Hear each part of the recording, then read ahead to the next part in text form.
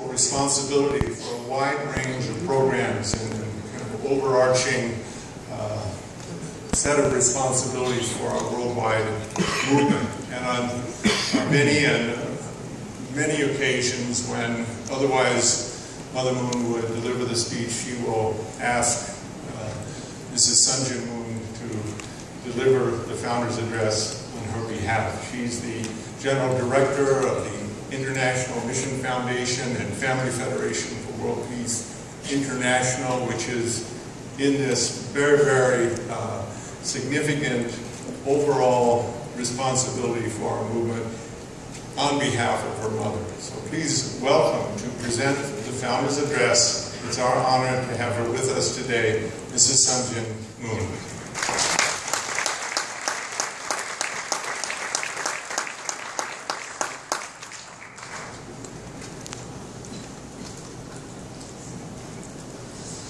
Once again, let's welcome Mrs. Sunjin Moon. Good morning. Annyeonghaseyo. Our family wishes to extend to each of you our sincere gratitude for your attendance and participation in this very important World Summit dedicated to peace and human development. We are deeply moved to welcome and work with so many high-level leaders from virtually every field who have gathered here in Seoul despite their busy schedules. No other cause or goal can surpass what we all know to be the single calling we have in our hearts today, and that is to realize a world of true peace, joy, and prosperity for all. We gather here as one family under God on this historic day, commemorating the 2nd anniversary of my father's passing.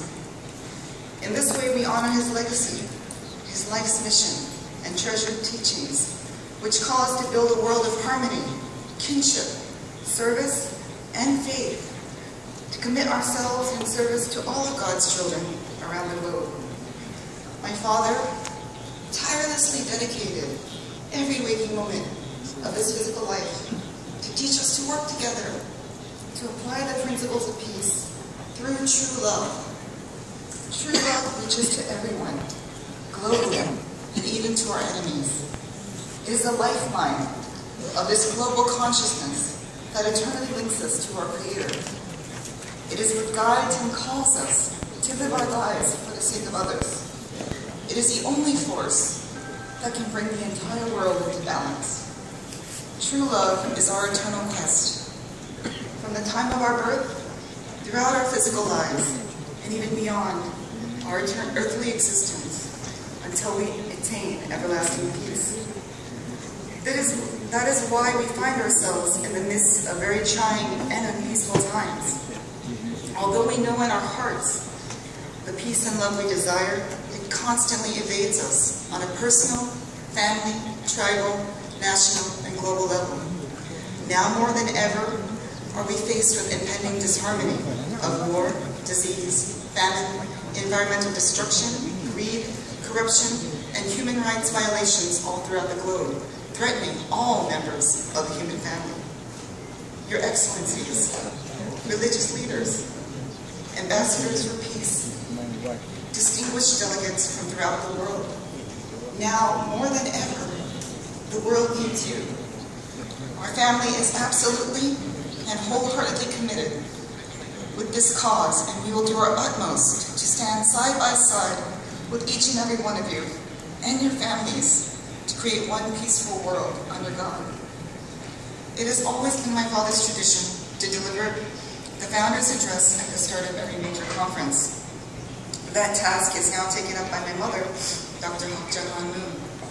That task, after my father's passing in September 2012, my mother has led the way in carrying forward the development of our worldwide movement. I have witnessed her stoic and unwavering efforts to reconcile, reorganize, and restore and recalibrate all the organizations of our worldwide movement in order to build a world of lasting peace. As you can imagine, her responsibilities are overwhelming. As a result, she has asked me to assist her in a variety of capacities as she leads our global movement and prepares for the second commemoration inauguration ceremony. Therefore, she has asked me to deliver the Founders Address today on her behalf. We are eternally grateful for our mother, who has walked through and survived this incredible path of service and true love with our Father. She has been an unconditional source of love, healing, and encouragement, and a tower of strength for our movement, a true shining example of what it means to live for the sake of others. I'm truly sorry to be the one to deliver this speech this morning, as I could never do it justice as my mother can. So please excuse the reader, and please take her words into your hearts and let it inspire the great change that is possible when we come together as one united family under God. With this in mind, let me now deliver the Founders Address she asked me to share with you today. Your Excellencies, distinguished religious leaders, ambassadors,